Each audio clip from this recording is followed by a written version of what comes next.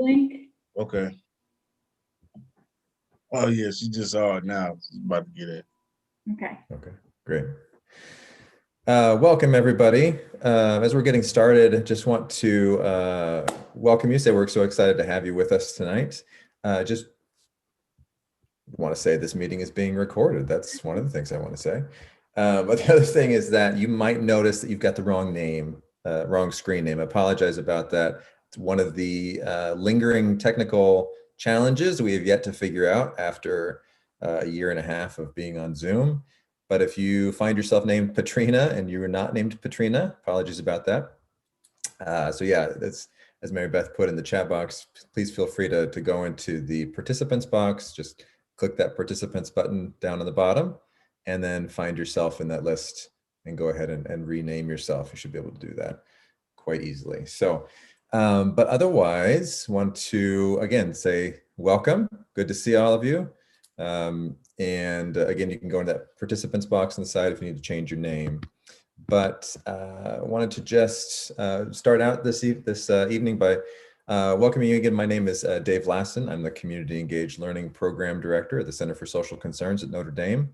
And it is our privilege to be supporting this event. So this is the fourth of a series of workshops and kind of energizing and idea generating sessions that have been going on around this idea of science and the arts and just what's happening in the South Bend area. We're excited to turn some time over to Jenna Colson and Brad Burgess, who have been helping to make these sessions happen, but wanted to just start out by saying tonight's session is also co-sponsored by the Center for Social Concerns as part of our Engaged Learning Forum series. The series is a space where we strive to bring folks together from the university and from the community to share expert opinion and experience to really honor the different sources of knowledge and expertise that can and do exist in our community, and to give people the space to really connect with one another in ways that they might not be able to otherwise. So we're really excited to raise up the good things that are going to be shared here this evening. A couple of thoughts just to lay the groundwork for our conversation tonight. This is a time and space for people to share thoughts and energy and some of the beginning plans for work, as I mentioned, around science and the arts in the South Bend area. So hope that you'll be able to join us in this discussion. But no matter what to encourage you to listen for a topic area or a group or an individual tonight that you might want to connect with after the session tonight, because we hope that this is the start of ongoing conversation and work that we can all be a part of. And then just a couple of ground rules for us to remember in our discussion tonight. There will be space at the beginning for some presentations for some folks who have been part of this conversation for the past several weeks, and we'll hear more about them here in a moment. But there will be area for discussion, space for discussion and conversation after those presentations as well. And we encourage you to be a part of that interaction, but we do ask that just in order to keep things a little more orderly. It's tough to tell when multiple people are trying to say something at once in Zoom until they start talking over the top of each other. So please encourage you to just use that raise hand function. You can find it on the bottom of your screen. You hit the reactions button, and then there will be an option for you to raise your hand. And then Jenna and Brad, or the other folks who are facilitating the conversation, will be able to see that and invite you into the discussion. Also, I invite you to listen actively and with an ear to understanding others' views, to really try and understand where they're coming from and the points that they're trying to make. And that when you do share anything that might be to respond to someone's idea, to make sure that we're talking about ideas, maybe even criticizing ideas, but not individuals. So with that in mind, again, want to thank you all for being here this evening. And once again, want to say, if you find that your screen name is wrong, you can go down and click that participants button on the bottom, and you should be able to fix that for yourself. But with that, I will turn the time over to Brad. I think I'm going to jump in quick, actually. Sorry. Okay. Just to kind of introduce the group broadly, I don't want to take up too much time, but Brad and I got together talking a lot about the pandemic and the effects it was having on everyone, and how in a lot of ways it was just emphasizing fault lines and cracks that already existed. And Brad is a great artist and actor and activist for a long time in New York City. And I'm an infectious disease epidemiologist. And one of the things we started talking about is what are the ways that we can break down some of those traditional barriers between arts and sciences and try and really figure out new and innovative ways that we can help one another, help the community. In part because, well, particularly this bi-directional relationship, we've seen how much science communication and trust isn't really there between the public. And so what can the arts community do to help us improve that communication? And then I think it's become really apparent to people how much value there is in gathering and humanity and that shared empathy that can come from the arts. And there's really it gets undervalued a lot of times. And so is there something that the science side of things can bring in to really quantify some of the benefits that arts can bring to communities? So that was the sort of hopeful attitude with which we were bringing this group together. And we met a huge number of really great community organizers, activists, and scientists around the local area, and had just some great conversations. And so we're gonna let everyone just share some of the ideas and the needs that have been identified in the community tonight and get some feedback from you all. And Brad, why don't you take it away? Thanks, Jenna. So this is a performance of an experiment in civic hope, which is a title that we take from our two main partners here at the South Bend Civic Theater and the St. Joseph County Health Department. And so we're calling you up and into that spirit of hope.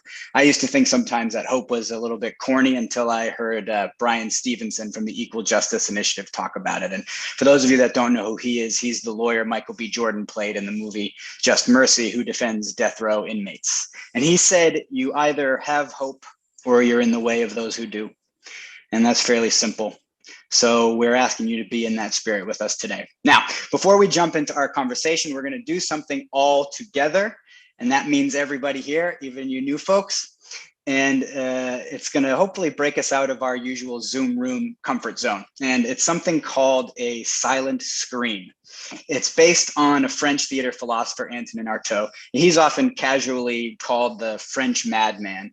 This is not actually a very nice way to refer to somebody. He famously underwent electroshock therapy. And I only mention all of that just to say that while it's good that we've made strides in our understanding of mental health since that happened to him in the mid-20th century, we've got a long way to go. So Artaud said it's the theater's role to pierce the armor that the world makes us put on ourselves. And all of us in this room have stuff that makes us build those suits of armor. So we're going to break through it a little bit. Okay, so I'm going to ask you to just be aware of your breathing for starters. And when I say go, what we're going to do is take a deep breath and then silent scream directly into your camera. But what I want you to do is scream into your camera, but then also look at somebody in the Zoom room and then back to your camera and then back to somebody in the Zoom room until you run out of breath. Okay, so when I say go, remember you're going to take a deep breath and then scream. Okay, ready? Go.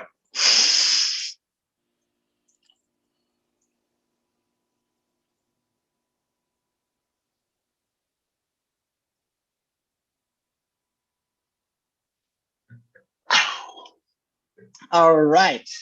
Thank you all. That was wonderful. Okay, I'm going to just toss it up to our general group from group number one. We had 3 breakout groups during our workshop series. And so if anybody from group number 1 just want to takes it away from where we left off last week, go for it.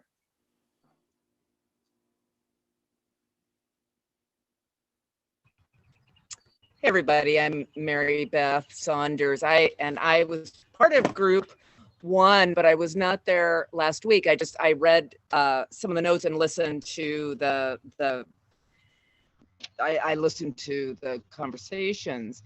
And so actually, Nicole, would you be willing to share what was your what you all came up with last week, and then I would like to insert a few other things. Would you be willing to do that? Awesome, thanks. So again, good evening, everyone. Group one, we spoke, there was April, there was Amina, there was a couple other people in that group. We have doctors in that group talking about how can we make the arts as accessible as possible without any barriers. And April brought up the fact, like, we definitely need to have like that arts in the park kind of concept where we just we're very strategic about where we have these activities. And Amina also brought up the fact that how are we going to get parents and adults to engage in play when they have life is happening and it's like, I don't have time to play. And so our main hope is to make improvisation available in different scenarios so people just laugh and come together because they don't need necessarily any equipment, just need to bring themselves and an open heart and open mind. And also drum circles that I use as a bait to have meaningful conversations, and just as a great stress reliever. The research on drumming and laughing and play is significant, and it shows that it helps with the cortisol and leveling off that and just creating dopamine, excitement, and happiness. And if we could just show that, if we could just have people laugh for a moment to just forget about what's going on, that's half the battle right there. And so if any of my other members in group one would like to chime in, but basically we want to make the arts as accessible and being very strategic where we go, especially areas that have been traumatized by too many shootings, violence, and killings in the South Bend area, especially.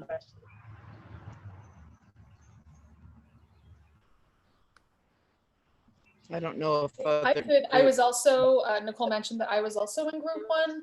And just to kind of piggyback on what Nicole was saying, in addition to the health benefits for individuals as far as stress release and things like that, there's also that aspect of bringing members of the community together in a space with a low barrier for entry. So again, that's why we mentioned the parks, because it's public, it's free, you don't have to pay for admission. And the benefits of things like drumming circles or improv, or, you don't have to, no one has to have any fancy equipment.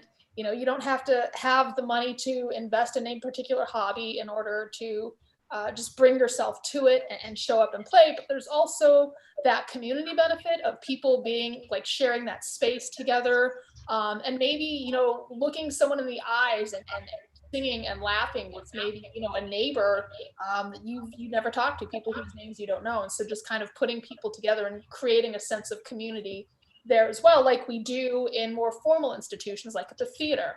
I know at South Bend Civic, we refer to each other as, Aaron calls us our civic family. So it's kind of like that, where we come together and we're laughing and we're creating something.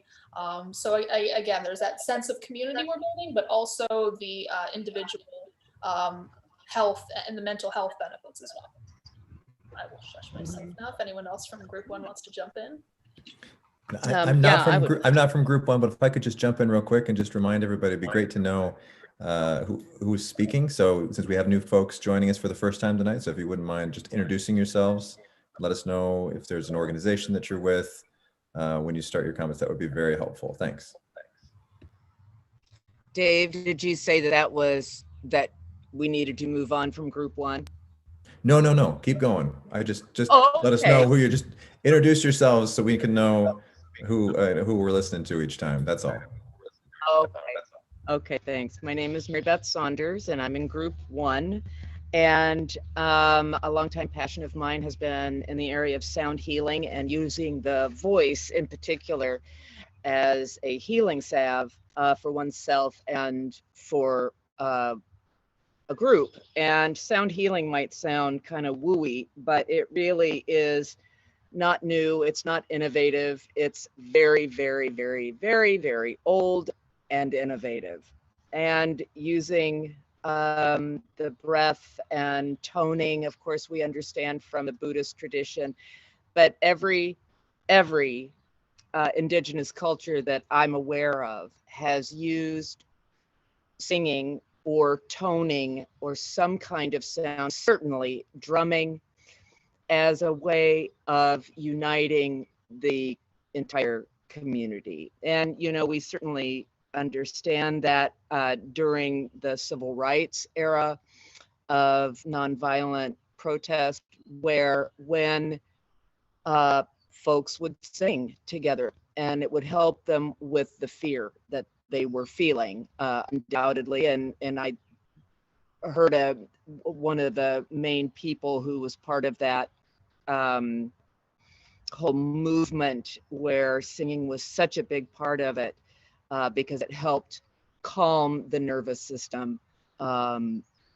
And there is so much research on sound and using it as a way of changing the brain, changing the brain. And I won't get into that because that's not what this is about right now. But I also have experience in vocal improvisation, which is incredibly fun and goofy. And, you know, to me, sound, singing together is the quickest way to dissolve barriers between ourselves and each other. So yay for everything I've heard so far in my group one. And there's no reason why we can't include a lot of different things like that. But I think it's important to meet people where they are and make it appropriate for the cultural norms. So I'm very open and very interested in helping in a best way that I know. So thank you.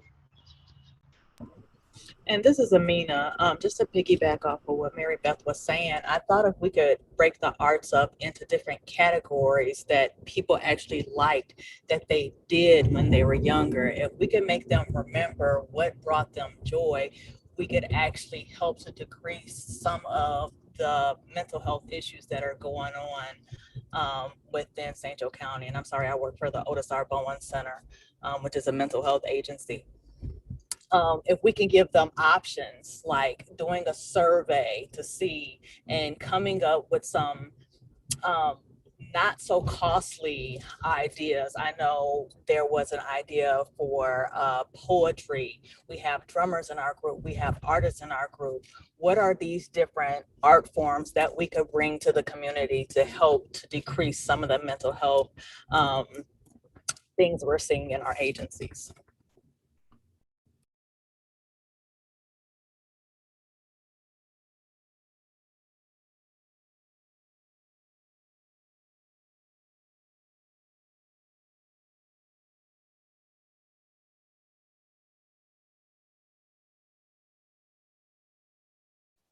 I know one of the things that I thought was great, Katie, that you brought up about this particular set of ideas is that while it's very fun and light and joyful sounding, how do we make it meaningful for folks that are really engaged in emergency type situations?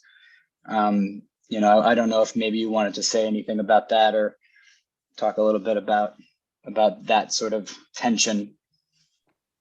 Sure, I'm Katie Bast. I'm a family physician and co-founder with Mishi Marquis of Mosaic Health and Healing Arts, and I use she, they pronouns. Just aware that as many of us are just doing the work every day and trying to find our way through what does it mean to try to take a group of marginalized LGBTQ folks and extremely mentally ill folks, not necessarily because of the other, and bring them together, and what does that look like, and is that feasible? And I certainly feel like anything we can do to move us all into under the influence of our ventral vagus nerve is going to be helpful. And certainly singing and drumming and vocalizing and laughing all will do that. Yeah, I mean, just continue to hold in tension the, as many of us who do this work, I need people to get to the office and they're not getting to the office, and I need people to get their meds and they're not getting their meds, and I need people to have good food and they're not getting good food. I mean, there's just that. And yeah, how do we use the arts to make some of those things happen?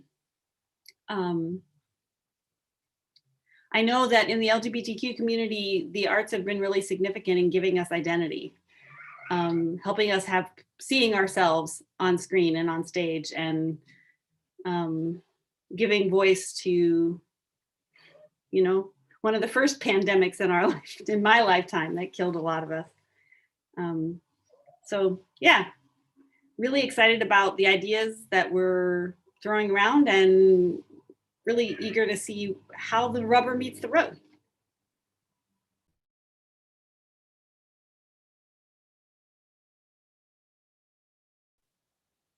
Speaking of, I know one of the ideas that sort of coincided along with this sort of pivot point for us last week sort of relates to something Theo was talking about from group 3, where how do we take a day where maybe there's poetry, music, fun, joy, and then transform it into something more meaningful, maybe through scientific research. I wonder, Theo, if you might want to kick us off for a transition into group 3 and how that relates to the stuff group 1 has been talking about.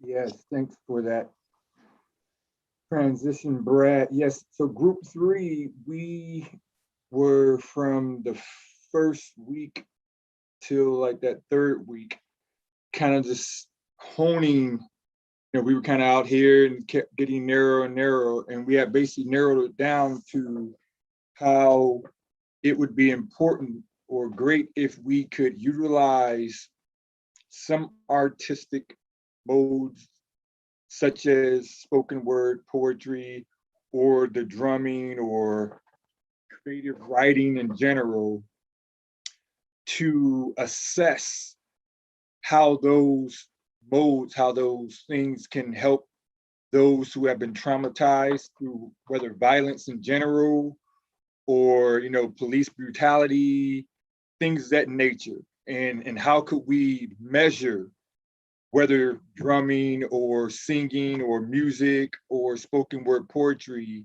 was having a common influence, a restorative influence over their lives. And then when group 1 was talking about this day, I think it may start off as like the Darwin Day and it kind of morphed into some other stuff. And hey, it'd be great to have this event. And I think it might have been you, Brad, who mentioned, hey, maybe we can get more people at the event, participating in the event, if we offer some type of stipend or something like that. And that's when I asked about, okay, so are we going to be tying this into the research? And that's when the light bulb hit that maybe that day, that artistic performance day, could be a kickoff, so to speak, where we get as many people from the community who would be interested in participating in some type of arts program, whether it's the drumming circles or workshops on spoken word poetry or writing or singing. And then having those of us who are interested on the works, on the study side, the scholarship side, the research side of things, be a part of those, maybe like a 6 to 8 week program that people would sign up for that day, that first kickoff day, get them in their respective groups, give them some type of incentive to participate. And those of us who are involved in research could begin to collect data in terms of how those programs have helped them out. But beyond the research, there's the benefit of the program. Imagine 6 to 8 weeks of learning African drumming, whether you're learning it to get peace and restoration and build resilience, or you're just wanting to have fun, people can have fun, we can engage the community, they can learn some artistic skills, and then we could measure whether their participation is noteworthy in terms of helping them out in terms of anything that they've been exposed to in terms of the violence, police brutality. So it wouldn't just simply be teaching them those modes, the drumming, but I would imagine that the content while they're drumming or the content in their writing would be specifically designed to tell stories and reflect upon some of the violence that they've been exposed to. So it's not just the indirect thing, but we would see a way, if there's a way to directly tie the drumming circles or the spoken word to that particular topic. And before we jump to other group 3 folks, Theo, can you just say 2 seconds about who you are so folks know where you're coming from? Dr. Theo Williams, I'm Associate Professor of Communication at Bethel University, also a pastor here locally at Covenant Community Church. And I have a heart for communication, for social justice, for people in general, and then things related to communication and research.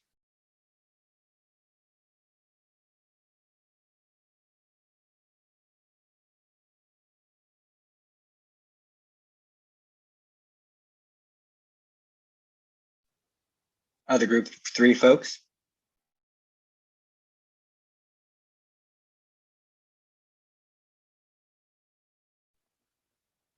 Well, how everybody doing? My name is Antron Crockett. I am a harm reduction outreach specialist at Amani Unidad. I also am the creator of Dream Builders Project, a youth program here in South Bend, and I'm a student at IUSB, master's student at IUSB, and I'm in group 3, and what I gather, Theo's exactly correct. That's what we've been kind of honing in on. And I also would like to see some type of way to where we can some type of innovative way where we can have youth and the youth in our community, as well as the adults in our community, the parents, the community leaders, the elders, connecting. I think there's a disconnect been there. That bridge needs to be rebuilt to where there's not a lot of positive examples. And then for a lot of our youth, and then as well, there isn't life. A lot of times have tend to take the youthness out of us, and to kind of bridge that gap back. I think it's healthy mentally, right? And spiritually, if you want to look at it like, that can be seen as that way. But given that, given that positive example and that, and that lively example, that can easily be recorded, and that can be through arts and all different types of connections made with that, and it just be a more of a collective community engagement. But that's what I've been trying to bring to the table, that kind of dynamic. And I just hope that we can, whatever we do, we can pull those 2 elements together. If I may, Nicole Williams of Rhythm to You and One Love Community Circle, to what Antron was saying, to add to what seniors, I've heard a lot about youth and certain groups, but I think this is the first time I heard seniors, at least in our group dialogue. And we really need to reach out to our elders in our community to make sure that they're okay. This has been very rough for everyone, but especially those who couldn't see their children, couldn't see their grandkids, who might have been a lifeline. So I think that's also something that we, put on the table of discussion for sure. Thank you. Are we still doing group 3 at all right now? Yeah. Okay, excuse my, I'm under the weather still, so please excuse that. But something I would like to share from group 3. Number 1, we're echoing what so many of the other members, the other groups have said so eloquently already about merging the arts with mental health and healing. And one of the things that we did speak about in our group, like Theo was saying, and so did Antron. Um, so a couple of the groups were talking about that larger arts in the park kind of kickoff event concept a couple of times a year in our community. We also thought about what Theo was saying, like longer term experiences and opportunities for individuals, seniors, youth, individuals to have in our community when wanting to heal through whatever they're experiencing, whether that be trauma, anxiety, depression, isolation, and thinking of it as a space for healing through the arts, right? To bring joy in our community. And one of the things everyone has discussed thus far is that in previous weeks is we are some of people consider this a town, other people call this a city, but that we do identify with having larger city challenges, but maybe not as many larger city outlets for people to do artistic things and express their voice and unpack their emotions and their actions and their feelings, and having a space that is welcoming to say, man, we've been working our booties off. We've got funding for the arts here. This is a free of cost space where you can and have a calendar of events, whether that means drummings are on Mondays for this series this month, or drummings is on Mondays, spoken word and story exploration and poetry development is on Tuesdays, body movement is on Wednesdays, Thursday is abstract painting. Also giving the community a space to perform, present, explore, and share that with others. I mean, there's a lot of amazing programs out in the arts that brings up conversation on how to have healing created within a community. So it can be from an individual level, but people can also get together as a group to say, this is something we want to address in our community. So we're going to be intentional and express our needs, our desires, our fears through this new modality of art, but we're also going to invite an intentional audience to hear this and start a dialogue to move towards action and change in our community. Not everybody wants to go to a city council meeting when they want to discuss something. That's not everybody's comfort level or how they do work. So I think there's a lot of opportunity in this community. I've seen people attend some very interesting events that people have put together. Looking forward to the people that are participating and attending the Fringe Festival this weekend. I think it'll be a good platform for us to observe what people are interested in and how on the fringe we can become. So I feel very privileged to be part of this group. I see us moving forward into action. I'm grateful for the people who came to hear more today. So yeah, it's a blessing. It's great. I'm excited.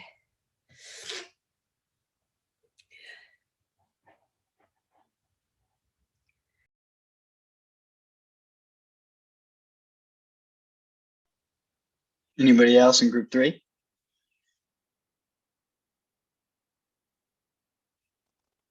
So before we move forward, I think maybe it's a good opportunity to inject some, if anybody out there, some of our new folks, some of our audience, if you got any thoughts or questions or responses to some of the stuff you've heard from our folks so far, feel free to raise your hand.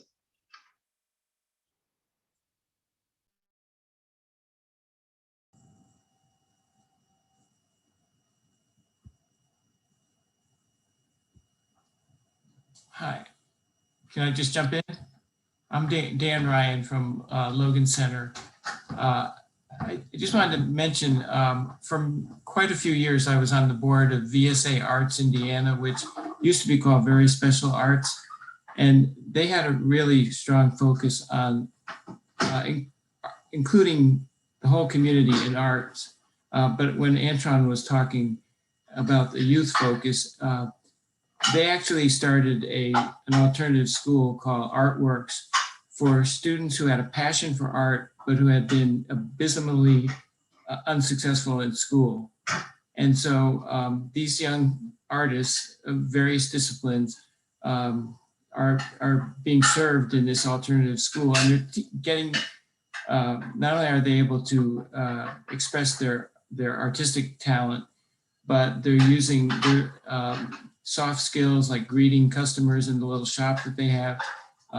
They're learning math through supplying the cost of the supplies that they use and all those kind of things. So that's just something maybe some people might be interested in learning more about at some point in time.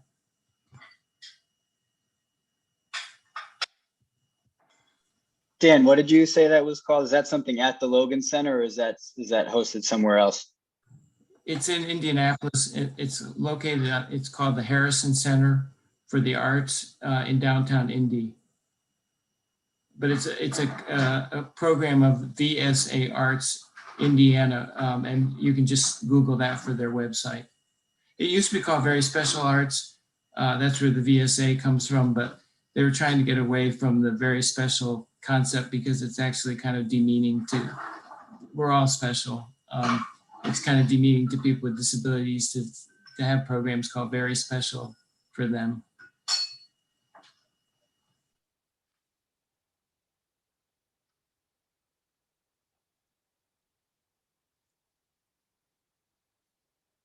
Anybody else out there from our audiences?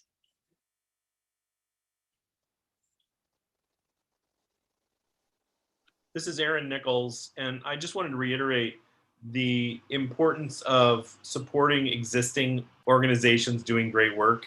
I think we had mentioned in several of the sessions we've had, we don't have to start from scratch or reinvent the wheel.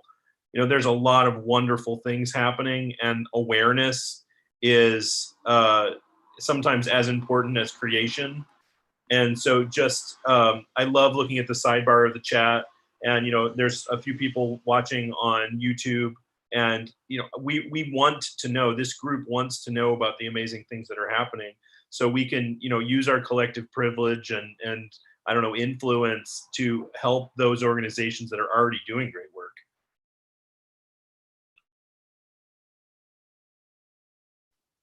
Clark? I'm new. I come from an organization called the Michiana Athletic and Recreation Association. And the idea with our group was that in terms of sports and recreational things, kids have to pay to play. So a lot of these after-school things are not available for children in our community, and those kids really need to be engaged in things. So we've taken an interest in all things after school, and especially in the summer. This is going to be a huge summer for our children. Many of them have been out of school for over a year, and they're just going back to school, but it's going to be over Memorial Day weekend.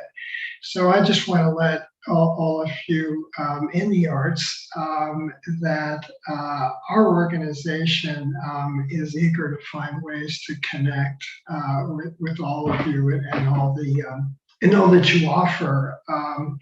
And the challenge, I think, for everyone trying to organize activities to keep kids regularly engaged, not just dropping into things, but to have something to go to. Is going to be to have a varied program. We want them to move. We want them to, play dribble basketball, dance, do something that makes their heart go fast for an hour a day. And we also want them to enrich themselves through the arts in all the different variety that I'm hearing about. So anyhow, I just want to let you know that we exist, that we have a website, that we're a new organization. And the association is really a community of organizations. So our worry is that if every little organization just goes its own way, we're not going to cover the kids we need to cover and in the places we need to be to that children don't have the advantages of transportation very often. So doing things in different neighborhoods is so important. So we'd love to work with you. I will try to get you a link to my website. It's not mine, it's our website. So it belongs to the community. And so again, thank you for your good work. And I'll make sure at the time this is over, you get a link to the website, which is brand new, so it doesn't have much stuff on it right now. Thank you.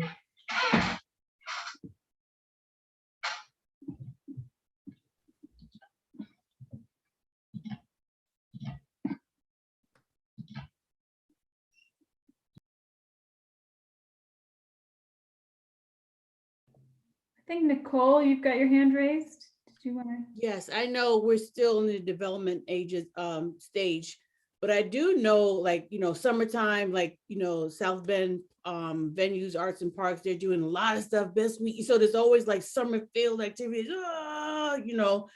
but we definitely need something throughout the year, when things are not as beautiful outside. And so just to be mindful of the seasons, and it's easier to do things, find things during the summertime, but making sure that we think about the long-term goal of providing services for whoever. Yeah, that sort of feels too like a natural possible link between what sports resources in the area might have to offer are large indoor spaces during colder months, in response to Maggie's issue too about maybe what are the city resources, that could be activated that maybe we wouldn't think of as arts resources, but could be transformed into an arts resource. Thanks for sharing that about the sports organization. That's wonderful. Any other audience folks before we go to our next step?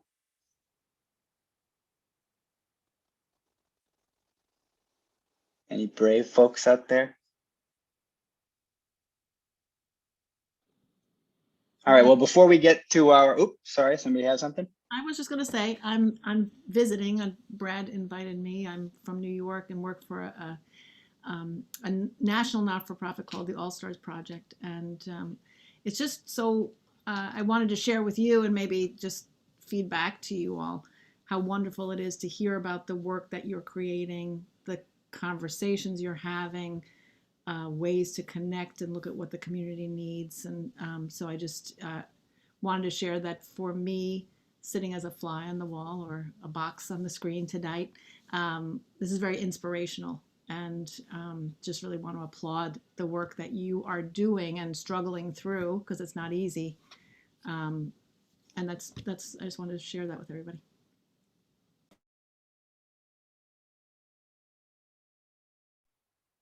Thanks, Diane. So before we get to our second group, which is our third group in the order tonight, one of the things we've also done a couple of times during our sessions with everybody is remember that we've been sitting for a while, staring into a camera, and just move a little bit, just like stretch your bones, move around, relax your jaw, stretch your neck, just because we've been on Zoom for 1.5 years. And so, we got to be very aware of that. Oh, yeah. Oh, that's nice. Ooh, yeah. Doesn't it feel good? Oh, yeah. Right. Oh, goodness gracious. My, oh, my. I lay on the hardwood floor in my apartment because I feel like I'm lurched over like this all day long, peering into the Zoom camera. Can I just say real quick that I, at someday, want to enjoy anything as much as Brad enjoys all of these exercises in a Zoom call. He's always so into it, and I love it. Yeah, absolutely, my pleasure. Okay, Brad, so what's that? Brad, this is Aaron. I just wanted from the YouTube comment, Grace Lazars, who's one of our education coordinator and currently our director of production, said, as this conversation continues, it'd be great to have some youth represented since there's a lot of conversation about them. And I think that's very, very, very, very true. And so we should, I think, as this conversation does continue, try to bring in some youth representation because it's never good to be talking about a group when we're trying to serve said group.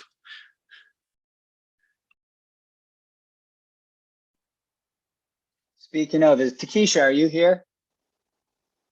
Yeah, your name is wrong underneath. Did you happen to have any luck bringing any folks today? I do. Hey y'all, where y'all at? Come here. Come here. Come here. Come here. Come here. Come here. Put that down. Put it down. Put it down. Come here. Come here. Come on. Come on. Come on. It's 5 of them right here. And then there's one on the phone. 4, 5. Hello. Nehemiah, come on. I'm Riantre Lawrence. Come on. Where am I? Oh, hey. Hey. I already waved. Yeah. Nice to meet y'all. Nice to meet you guys. Hope your day going fine. Great. Oh, that's random. Me and Amaya.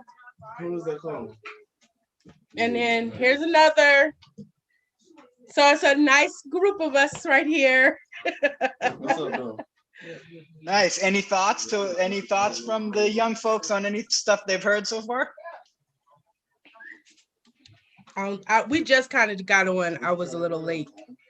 I lost the track of time. Well, that's cool. We'll keep listening. He was saying stuff. He was talking about doing things around the youth, but needing the youth's input. Y'all hear me? Okay, I'm gonna stay right here. Any input on things that, go ahead, Brad, and you can repeat what you had said. If I'm gonna say it right. Just was wondering if you had any thoughts on some of the stuff we've been talking about so far, which is about having a big community arts day, maybe doing some research with some scientists, doing some drumming, doing some poetry. What kind of stuff like that sounds like it might be interesting? I feel like the poetry would be good though for these people out here because they need to expand their mind a little bit. I feel like poetry really make you use your brain, so that'll be good. Shondell. And we got a lot of rappers, so they think they poets anyway. Hello. No, come here. Nice. All right. Well, yeah. Keep them listening. Wanted to know about what do you think? Poetry, arts. What's some stuff that you would like to see happen in the community? With poetry and art. Poetry, arts, scientific stuff. Get some anything. What would you like to see? Have to be those two things. Like, what do you think? And you know what is crazy? When we was at the park, and I told you, and we was drinking at the park, we was sitting up there. You know how they got the benches and then that big open area right there. I was like, man, we should just come up here and have a day, set it up, and put.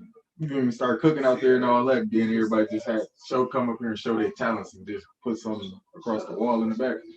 Like art, like some paint. Yeah, like them type of skills, like up there. Like come demonstrate what you can do in front of everybody else while they eating, having a good time on a nice day. Like graffiti? Wall of graffiti? Nah, I ain't gotta just be graffiti. I mean, maybe you could do a girl hair, come up there and show it off. That's your talent. But what about the wall? Would it be like a wall of graffiti wall? Oh, yeah. Everybody can come draw on the wall. The background will be white.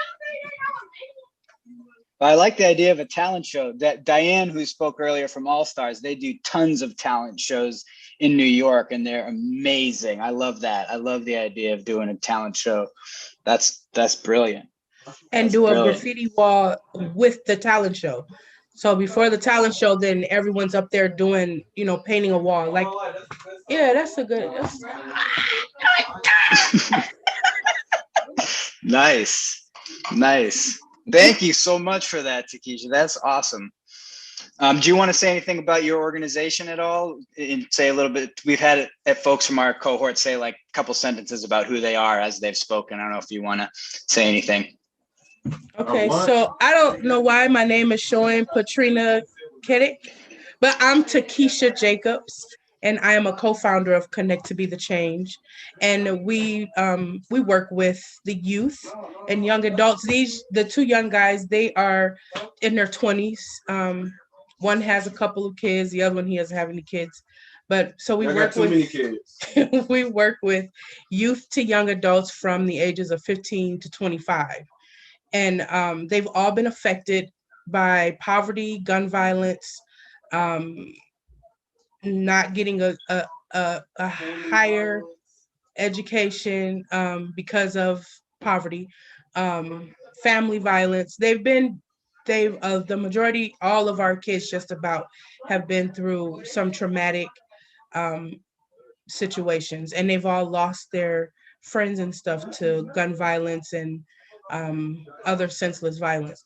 So we do a lot of our our organization is based on really mental health. We are advocates for mental health. We believe that as a mother that has lost her child to gun violence, I believe that the way that we deal with things, I have a son that is in prison right now for retaliating. He actually just did an interview with Joshua Short, which will be airing on Thursday. But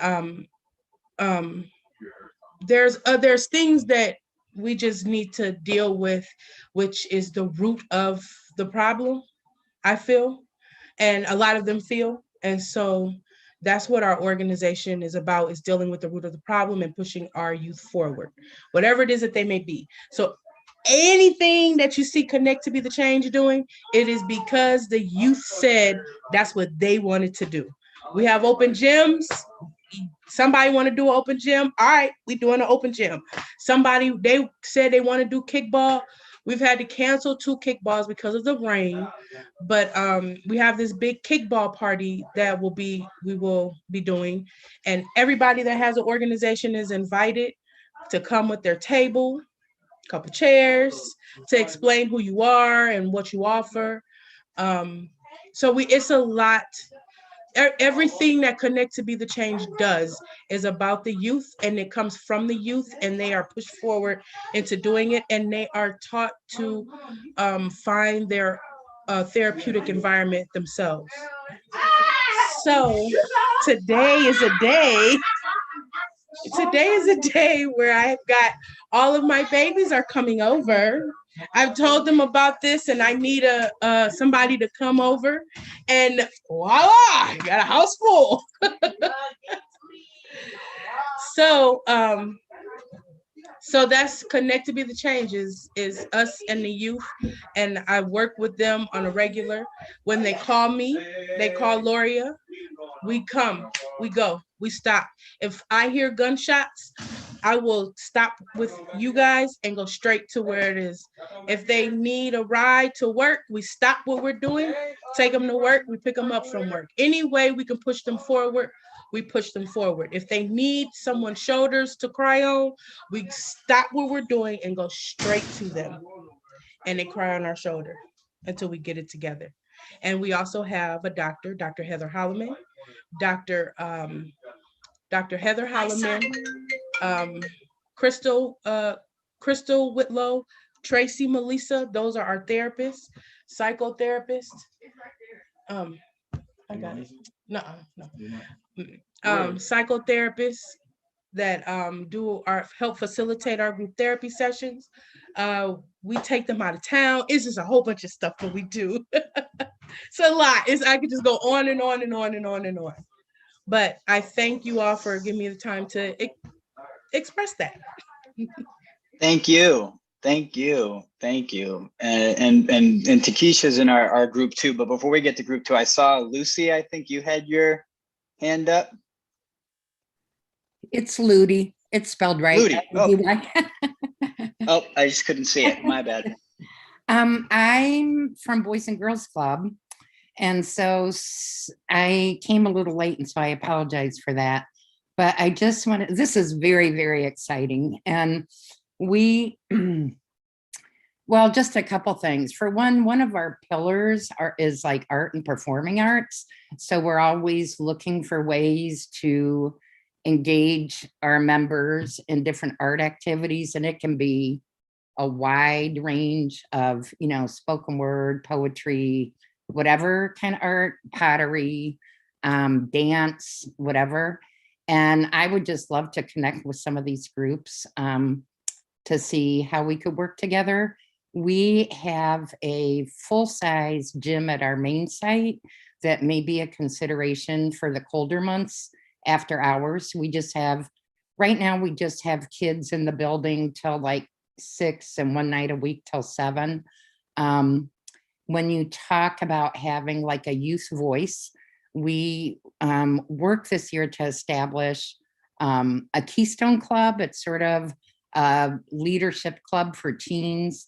And so they stay a little later once a week, and they decide a lot of what they want to do and what they want to see done. For example, one of our young people in the Keystone Club is a foster child, and he has spoken about his experience as not being a real positive one. And so he wanted to give something to the foster kids in the area. So he won this, competed for and won this awesome award, like $1,000. And they put on a foster fun night and invited, you know, some agencies, but foster kids and parents, and out and just had fun, just had games and food and things like that. So in my mind, it would make a lot of sense to invite maybe one of them or some of them to attend or have some input in the things you're looking for. But yeah, I'm all in. This is awesome. So whatever I can do to support what you're doing, and I'm really grateful for the opportunity. So Beautiful. Thank you, Ludi, very much. And that's all very much appreciated. We've got a gym now, so we're on our way. Now it sort of jumps into group 3 a little bit, especially hearing Takesha talking about people developing their own voice. And it really relates, I think, to a concept we've been talking about in our group 2 that Beto brought to our attention. I don't know, Beto, do you want to take a couple of minutes to give our new audience members a little bit of a clue about Teatro Comunitario?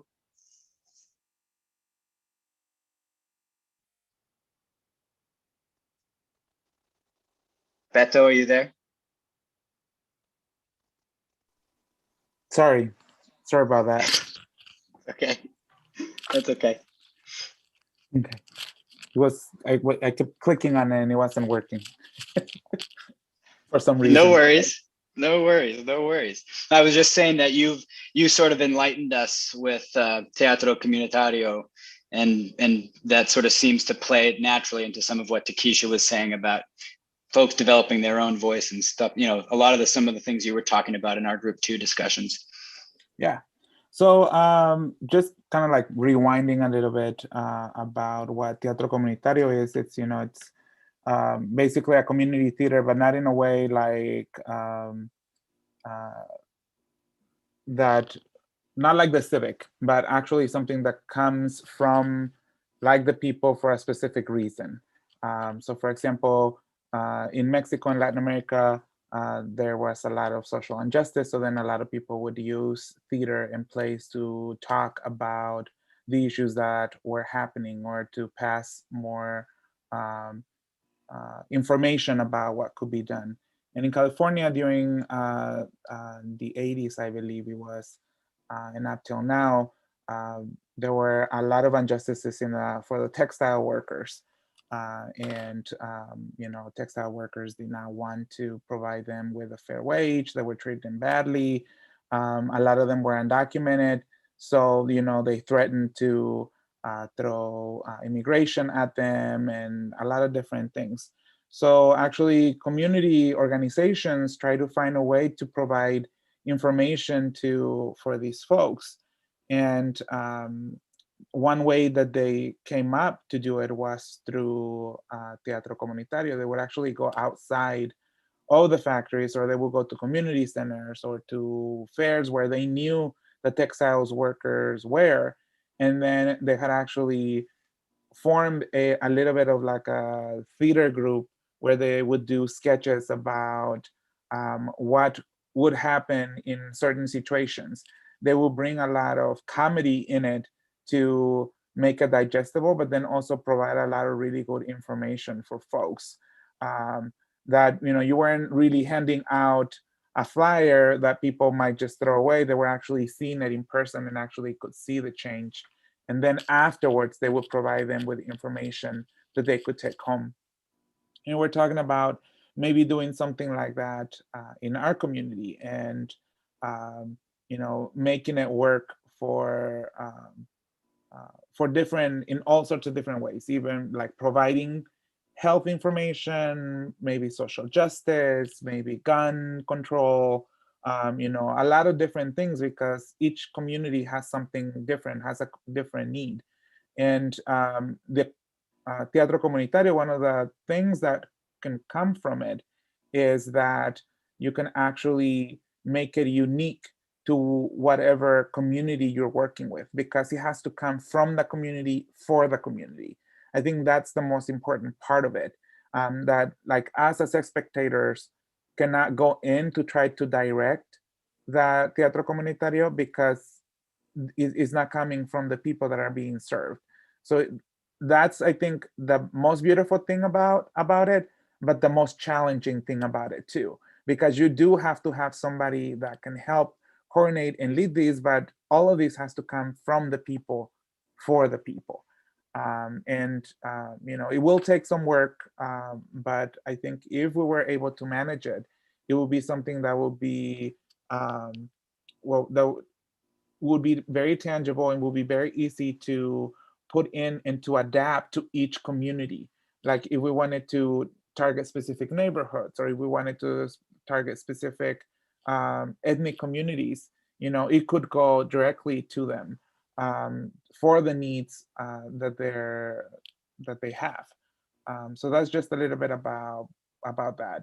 And you know, everything that comes from it, like the scripts, the actors, the issue that they're dealing with, all of that comes from them, with a little bit of guidance at the beginning, but then the people will take over and make it their own, and they could present it to their community in whatever way they seem will be best. You know, it might be in church, it might be in the soccer fields, it might be outside of a factory. It could be wherever they wanted to do these sort of presentation, festivals or whatever. So that's just a little bit about what we discussed. And, you know, we spent a lot of time trying to figure out what would be the best way possible. And I think one of the things that we said was maybe not us create the groups, but us create a way for us to bring that template for people to use, like for us to research and to say, this is a tool that you could use in your community. Who are the people in your community that could use this? And then give it to them, and then have them take it over and make it their own. And I think that's what we ended up talking, if I remember correctly, right, Team 2?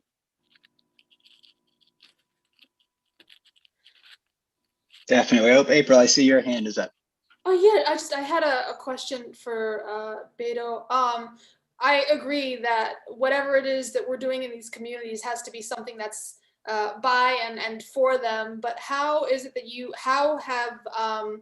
how are you determining what it is they want, and do you have any recommendations for how we would do that in other neighborhoods and communities? Because I think someone mentioned. I don't remember if it was when we were discussing group 3 or group 1, but someone mentioned like surveys, just kind of figure out what sort of things communities are interested in and what they want. So I think with that, it wouldn't be something that we necessarily look for. Like I said, I think it'll be more like us saying, I think this will be a good idea for your group to start, and then have them or help them through the process of them finding out what are the needs that they want to focus on. Not necessarily us prescribing what it is through surveys or anything else, but actually like whatever, like let's say we're working, like Takesha said, you know, if her kids say that they want an open gym, you know, and then they made it work, it will be kind of like the same thing with this. You know, it will be like, okay, we have a group of people. What is it that you think is the biggest issue that we need to deal with in our community? And then they tell you what it is, and then you can give them the feedback and provide them with the help. But it has to come from them. because I think that's going to make it more successful. It's going to make it more inviting for people. And then also people are going to have the buy-in because it's coming from them and they're responsible for it. It's not some satellite coming from outer space telling them what to do.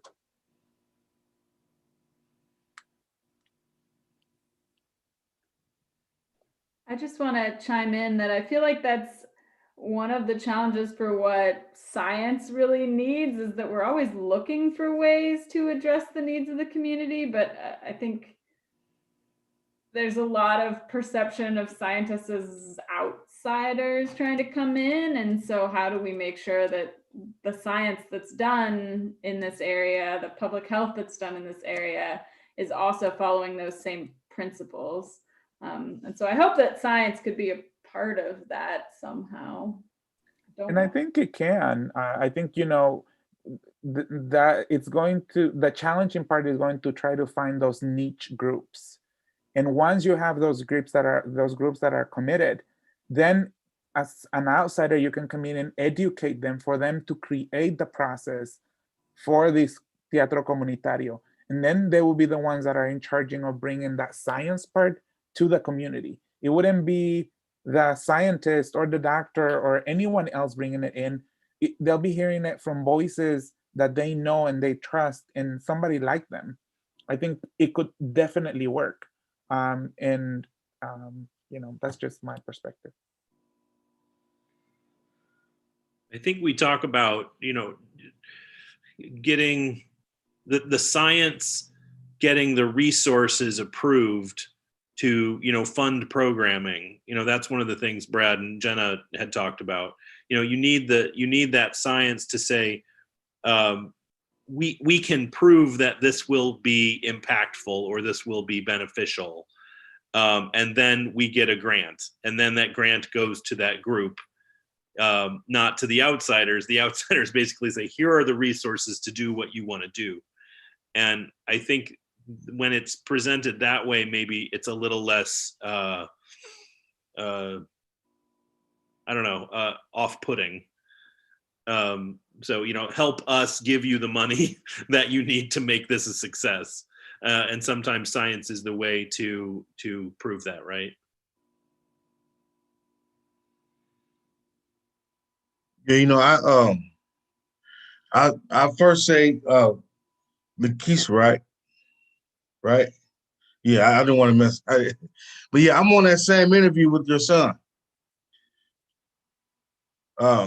It airs Thursday at 6:00, but I'm on that same exact interview with him. And I knew it. I just knew it. Yep.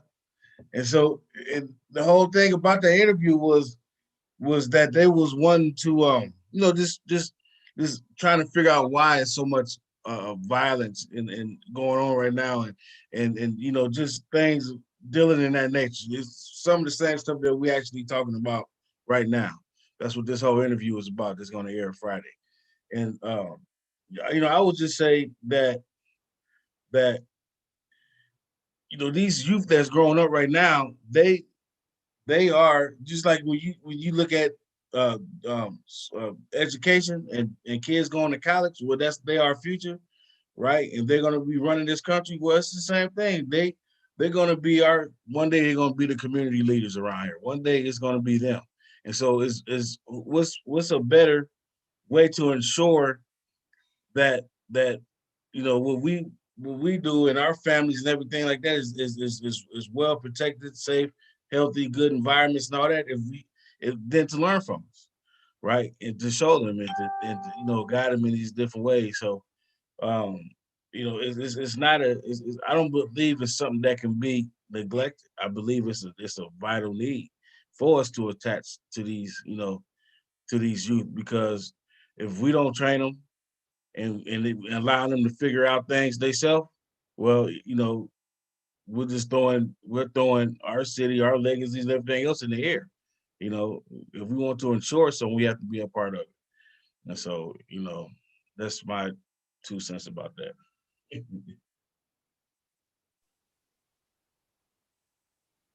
Any other group 2 folks from our our cohort have any thoughts to contribute or stuff that you remember about the exchanges we've had?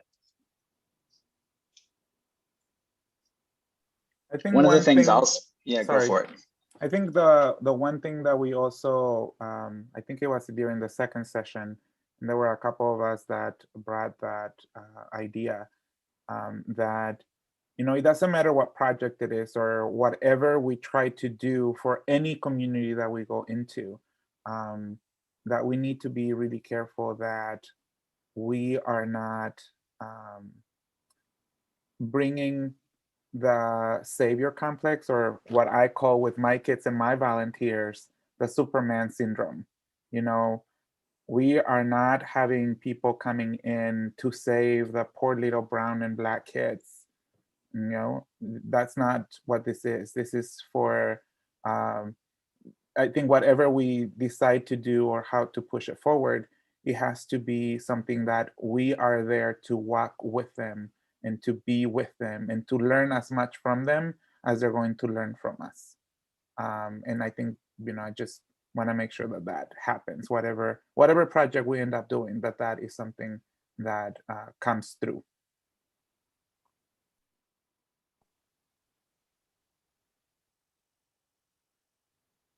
Yeah, I think that's a great response to April's question too about, you know, how do we do it? It reminds me of another thing that I heard Brian Stevenson say about proximity. You have to be proximate, you know, you have to be proximate to be able to hear. If you're not there, how can you know what people want? This is impossible.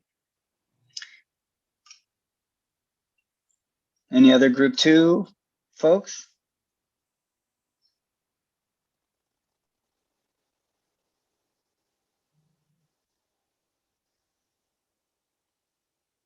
If not, I'll also use this moment to toss it back out to our audience members. If you have anything to say, I mean, I think this is such an interesting question and tension for this work, is how do folks with skills and resources do this without doing exactly what Beto is talking about, you know, and be curious to hear. And one of the reasons we invited an audience to this conversation is to hear a little bit more about some of the questions that we have about how best to avoid these pitfalls that we've talked about. Oh, I see Mary Beth, your hand's up. Hi, thanks. I have to say, I am so relieved to hear what Beto and the other folks of color have been saying. Those who are doing that work. I am so relieved to hear everything you have been saying, because that's been like my number one concern. Being creative, bringing programming and events, we got that. That's nothing.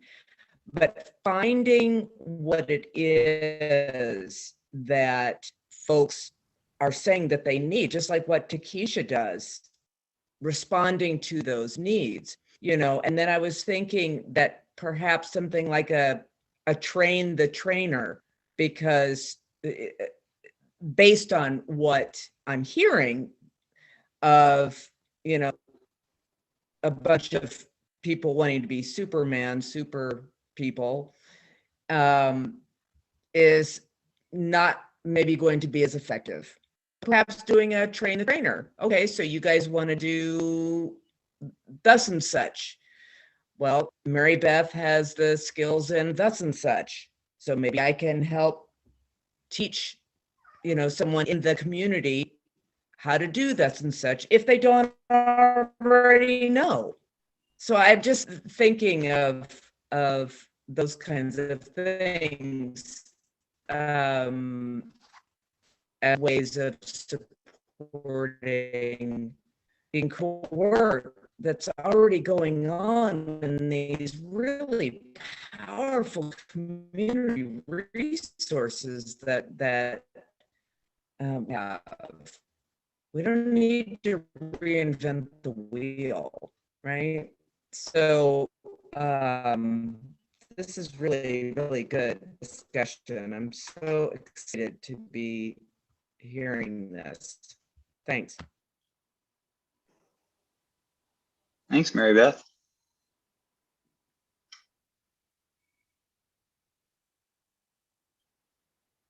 I know Evan and Takesha have a pretty interesting dynamic back and forth as it relates to some of this. Care to drop a little insight into some currently going projects that sort of take this on? Go ahead, Takesha. You can go first.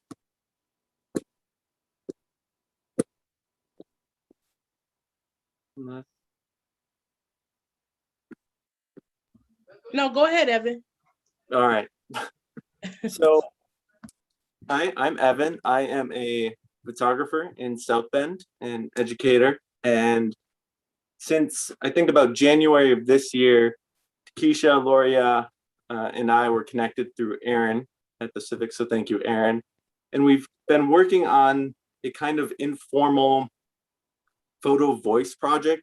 Photo voice is a qualitative research method paired with actually making photographs and working on providing an outlet, an opportunity to show folks their own perspective and kind of to a wider audience. So a big part of that is providing facilitators that are able to give feedback on photographic methods and also on just on style and composition, kind of the broad basics, but then cultivating this opportunity for folks who are participating to share their stories, to share their perspectives. And it's a method that really hinges on the idea that these photographs don't just end up on the camera roll or kind of, you know, hidden away, but they're brought out and advocating for something or a perspective in their community, you know, and it focuses a lot on concerns and assets are kind of the two areas that they look at. But what we've been doing really is this idea of paying attention, focusing on their story. And it's been kind of this, I think, learning process, you know, since we've been doing it, one in, you know, finding time to do it. And also with the impact of the pandemic, we've had certain limitations on when and where we can meet, but we're hoping to kind of turn the corner on that and hold some more opportunities of making pictures together with feedback. And that's kind of my perspective on it. Takesha, I don't know if you want to add some more to it and all of that.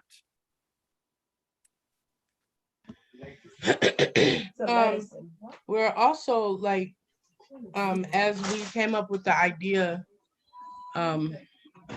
we're letting them, the young folks have their say in how we do it, right? And so we're another part of that was you getting the visuals of different spots that mean something to them. Excuse me.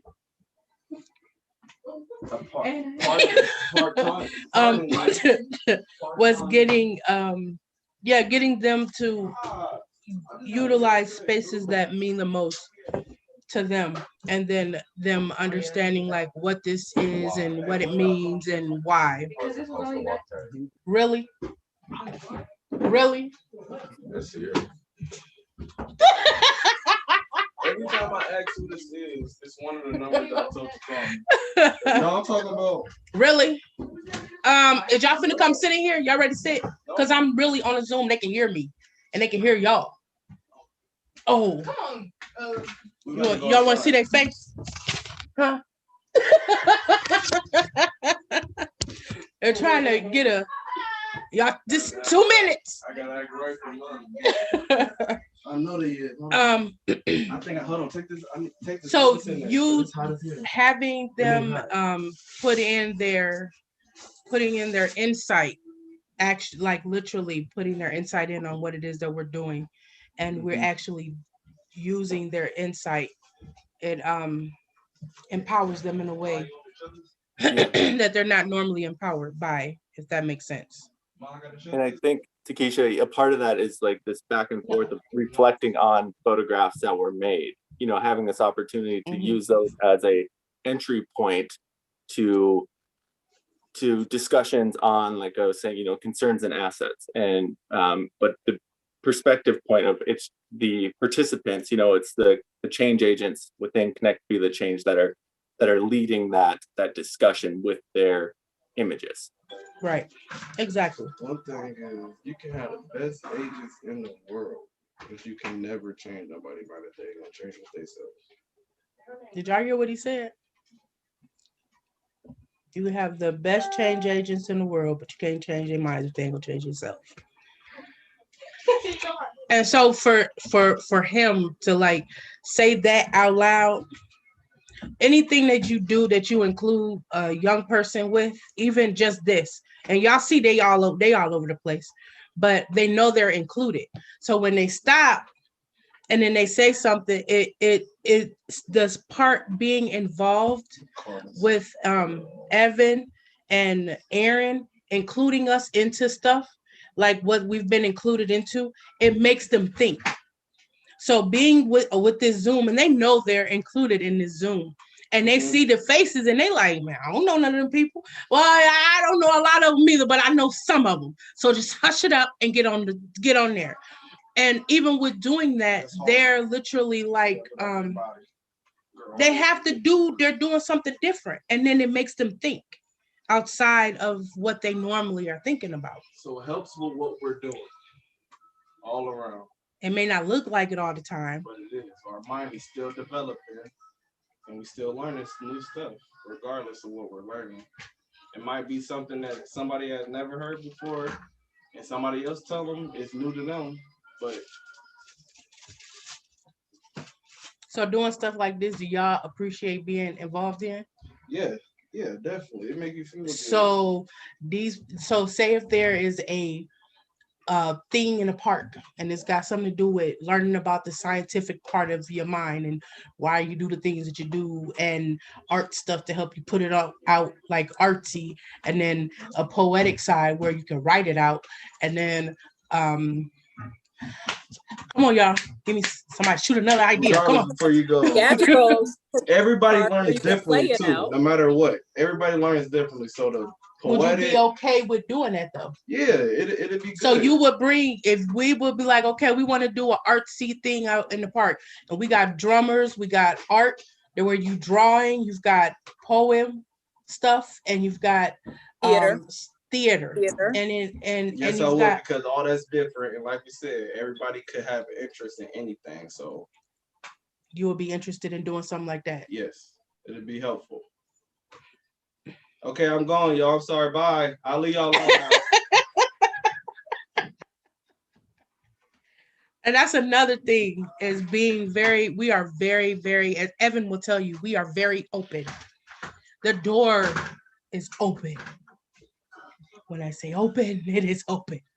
It closes. I have to close it, but when I close it, I have to go out of town to close the door. But we are open and we let them express. It's very important. I want to reiterate what Maggie said there on the chat, which is we want your change agents to be part of the planning too. I mean, they are incredible voices that we want to make sure are heard in all of this. So be sure they feel like they're not just seen, but we want to hear them too. Mm-hmm. They definitely will be involved. They definitely will get involved. All we gotta do is just bring them. Beautiful. Thank you. So we've got about 5 minutes or so left here. I know there's a couple of folks from our cohort that hadn't said anything, so I just sort of wanted to make a little space if anybody had a couple of thoughts that they wanted to get in there from the folks we haven't heard from. I mean, no pressure, obviously, too. It's cool to just be listening and observing, but I just wanted to make a little space for that if anybody wanted to chime in. If not, no worries. All right. Anybody else from the audience with a closing thought before we do our little wrap up?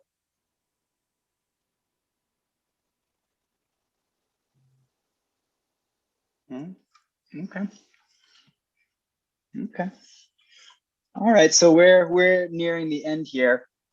I know one of the things we wanted to make sure to say to folks is that if, we did sort of one-on-one conversations with everybody in the group before we put the group together, and we'll probably try to do some follow-up one-on-ones with everybody too, just to touch base.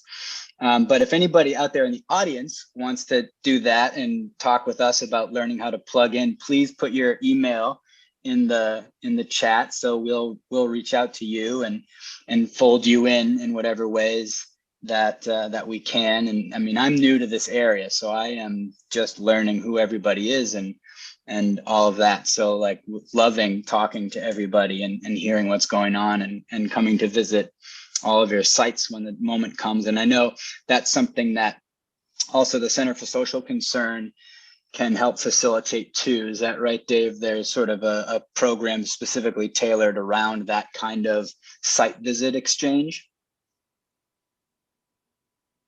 So we're recognizing both that this is the kind of thing that the Center for Social Concerns likes to do all the time, but then also that we've got a backlog of interest, I think, and a lot of energy that's pent up trying to connect folks again. So we are developing and looking at holding more events this summer and then into the fall as soon as we can, as soon as it's safe to do so, to be holding as many things in person as we can to create as many of these types of spaces. One of the things I've loved about this is the power that is shown of just getting good people in space together. Good things happen when this occurs, and the university's got resources to try and facilitate these kinds of spaces moving forward. So we are absolutely and eagerly looking to do this as much as possible. Yeah. Beautiful. Yeah, I know where maybe we'll have, some, we'll talk about in our follow-ups what we'll do, and maybe we'll try to find some ways to convene parts of this group now that this workshop series is over in other ways too. But I'll put this out there. I said it last session, so our folks know this, but for the folks that are tuning in for the first time this week, one of the things that I'm going to try to do is help coordinate and facilitate some grant writing, some fundraising, trying to get some resources together. Because, if we're going to do these things, if we're going to have a talent show, if we're going to do a day in a gym, if we're going to put together a community theater, if we're going to do X, Y, and Z, we should make sure that you all incredible frontline community organizers get payment and compensated. And also, youth can get paid too. Seniors can get paid too. So we're really hoping that there are some resources both at the university, other foundations, other sources, individuals. I'm sort of committed to helping make that happen. It's sort of part of why I'm here after spending so long in New York, because speaking of proximity, in New York, we do a lot of talking about folks in the rest of the country, and we don't really do very much meeting with folks in the rest of the country. So, here I am trying to do a little bit of that. And I can't tell you how awesomely thankful I am to all of you for jumping in like this with me. It's been an awesome thing for my New York heart. I got to tell you that it's just been so beautiful, and it's started changing me in ways that I'm sure my New York friends will have all kinds of things to say about, but that's good for them. And I don't know, Jenna, do you want to take us home? Yeah, I mean, I don't want to keep anyone too late. Basically, if you want to connect with anyone that was on the call today, feel free to reach out to me. My email is just jcoalson@nd.edu, and I'm happy to connect you because, yeah, one of the things we realized is that there's so many cool things already happening. So how do we make sure that we can align the ongoing work with the needs and try and connect people to the resources that they need, and then find ways to tap into new resources? So yeah, anyone that wants to connect, feel free to reach out to me. I'm happy to put everybody together. Beautiful. All right, it's 7. We made it. Hope to see everybody very, very soon, and you all have a beautiful week. Thank you. Bye-bye now. Ciao, ciao.